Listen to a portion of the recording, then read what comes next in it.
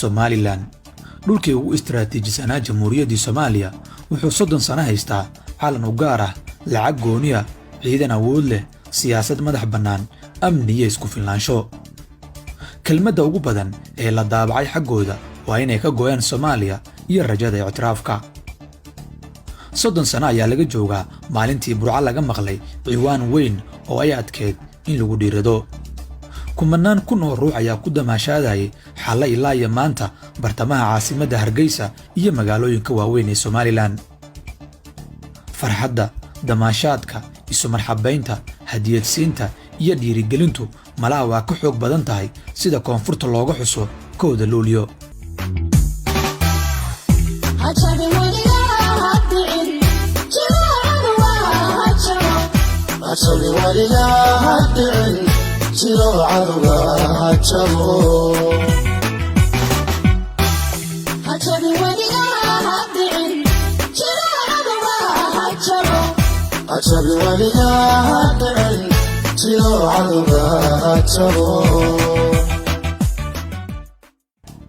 warbixintan waxaan ku eegaynaa 30 sano kadib maxay reer Somaliland ka faa'iideen go'aankii gooni u goosadka maxaase weli hortaagan ictiraafka.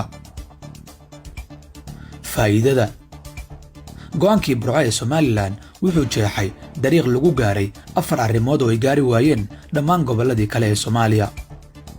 mid waa amniga. Somaliland waa dhulka ugu nabadda badan Jamhuuriyaddii Soomaaliya maantadan la joogo, xilli inta kale ay la tacaalayaan dagaalo qabiil, ururo hubaysan iyo calooshoodu shaqaystayaal ajnabi ah. amnigu waa baahida ugu weyn ee maanta ka jirta koonfurta Soomaaliya. 2 siyaasadda. Somaliland waxay ka guurtay nidaamkii baarlamaaniga ah ee Soomaaliya waxayna u guurtay inay madaxweynaha shacabku doortaan. waa dhulka qura ee Soomaali maanta degto marka laga reebo Djibouti oo ay dadku codkooda ku doortaan cidda maamulaysa. dimuqraadiyadda. kelmaddan waa qeexid badan tahay, laakiin siyaasad ahaan marka loo eego Somaliland ayaa ah meesha ugu dimuqraadisan Soomaaliya maanta. 3 xisbi siyaasadeed ayaa ku tartamaya kursiga madaxtinimada iyo kuraasta golayaasha sharci dejinta. waa halka qura ee sidaas hufan ay xisbiyo ugu tartamayaan oo ay dad Soomaali ah ka taliyaan. xitaa Djibouti ayay kaga horreeyaan midaan, laakiin waxaa aad loo dhaliilaa dhinacyada kale ee dimuqraadiyadda sida xorriyadda hadalka, dhaqdhaqaaqa ganacsiga dadka aan u dhalan deegaanka iyo xuquuqda aadanaha. ictiraaf raadinta. Somaliland oo dhowr dal aqoonsi ka heshay markay xorowday 26 Juun 1960 hadda waxay dhib badan u maraysaa inay ictiraaf hesho tan iyo markii ay ku dhawaaqday inay ka laabatay midnimadii waqooyi iyo koonfur sanadkii 1991. sababta aan u haysan saaxiibo waaweyn oo caalami ah waa doodo badan. mid waa koonfurta oo xasilila si loo gaaro go'aan midnimo ama mid kala tag ah. midna waa in aanay Somaliland haysan hogaamiyaal dijitaal ah oo si wacan u afgaran kara adduunka. Maxamed Ibraahim Cigaal ayaa ku suntan siyaasigii buddiga u ahaa Somaliland maanta 30 jirka ah, waxaase kaloo furfurnaan siyaasadeed lagu ammaanaa nidaamkii Daahir Riyaale Kaahin. Somaliland waxaa weli gacanta ku haya saraakiishii jabhaddii SNM kuwaasoo si weyn loogu dhaliilo inaanay faham badan ka haysan dunida casriga ah, waana sababta uu loodis u yahay mashruucii ictiraaf raadinta ee Somaliland.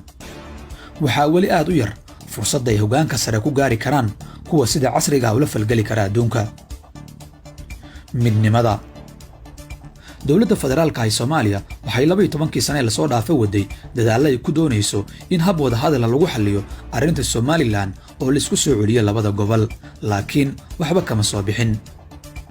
waxay dadku badi u arkaan inaanay wada hadallada noocaas ah waxba ka bedeli karin mowqifka siyaasiga ah iyo midka shacbiga ah ee bulshada Somaliland oo dad ahaan lagu qiyaaso in ka badan 3,500,000 oo qof qiimayntii la sameeyay 2014. Somaliland waxay haysataa 2 jiil oo ku barbaaray calan, lacag, ciidan, hoggaan iyo hanaan gooni ka Soomaaliya, tiyo sidoo kale ay weli nool yihiin dhibanayaashii 1988 iyo odayaashii SNM. inuu mad sidaas lagu soo celiyo wada hadal 4 nin miis u fariisatay waa adag tahay. dowladda federaalka ee Soomaaliya waxaa lagu dhaliilaa in ilaa hadda aanay aadin dariiqii lagu qancin lahaa Somaliland ama lagu fasixi lahaa. rajada ah in labada gobol dib u midoobaan waa adag tahay, in koonfurtu fasaxda waqooyigana waa ka sii adag tahay. dhanka Somaliland iyadoo fahamsan in rabitaankeedu uu ku xiran yahay isfaham ay la gaarto koonfurta, haddana ma aanay muujin 30 sano ee la soo dhaafay dhaqan wax doonis ah oo ka madax bannaan eedayn iyo damqin. koonfurtu waxa ay sii haysaa saami siyaasadeed oo ay ugu tala gashay waqooyiga maqan. waxaa kuraastaasi ku sii fadhiya xubno sheegta inay Hargeysa uga soo carareen jacaylka midnimada, laakiin si weyn looga fahamsan yahay koonfurta inay naftooda hafrayaan oo ay dana kale u yimaadeen. Cabdi Xaashi Cabdullaahi, gudoomiyaha aqalka sare ee baarlamaanka Soomaaliya, waa siyaasiga qura ee reer waqooyi ah oo ay dadka deegaan koonfurta Soomaaliya u arkaan inay midnimadu dhab ka tahay. sheegashada inta kale waa shimbirayow heesa. markii aan u soo laabana sanadihii dambe, dhaqdhaqaaqa ictiraaf raadinta ee Somaliland ayaa xoogaa kor u soo kacay dhowrkii sano ee la soo dhaafay. saaxiibo badan oo caalami ah ayaa soo dhoweeyey nidaamkan xambaarsan xasiloonida iyo dimuqraadiyadda siyaasadda. kama dhigna inay taasi ku timid dadaalkooda oo qura, waxaase jirta sabab aan la dafiri karin, waana maamulkii ka talinaya Soomaaliya 4 sano ee la soo dhaafay, kaasoo cadow ka dhigtay adduunkii oo dhan. waxaana adduunku badi ku qasbanaaday inuu si gooniya ula macaamilo Somaliland oo ay kala doodaan haddii ay mudan yihiin in lagala hadlo wax intaan ka badan. mar walba oo nidaam khallafsan oo aanay dunidu fahmi karin uu ka dhasho koonfurta Soomaaliya, waxaa la aaminsan yahay inay kor u soo kici doonto fursadda Somaliland ku doonayso madax bannaani. 30 sano kadib, dadka reer Somaliland waxay buuxiyeen in badan oo ka mid ah shuruudaha ay ummadi ku noqon karto maamul madax bannaan, waxaase muuqata inay weli ku adag tahay inay sariftaan dadaalkooda. rajada ah inay koonfurtu aqbasho in la kala tago waa mid cariiri ah, laakiin hadba hoggaanka imaan doona fila Soomaaliya iyo fursadda Somaliland waa kuwo isku xiran. waxaa kaloo iyaduna macno u leh midnimo ama kala tag nuuca uu noqdo hoggaanka Somaliland ee sanadaha soo aadan. maxay kula tahay adiga?